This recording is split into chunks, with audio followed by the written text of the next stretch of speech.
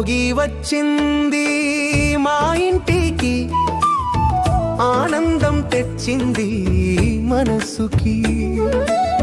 పాత దుఃఖాలు కాలిపోయి కొత్త ఆశలు వెలుగులు చిందించే. భోగి మంటల వేడితో చలిమంటలు దూరమయ్యే. ఇంటింటా సంతోషాలు, పిల్లల ముఖాల్లో నవ్వులే. భోగి పండ్లు పోస్తాము, ఆశీస్సులు కోరుతాము.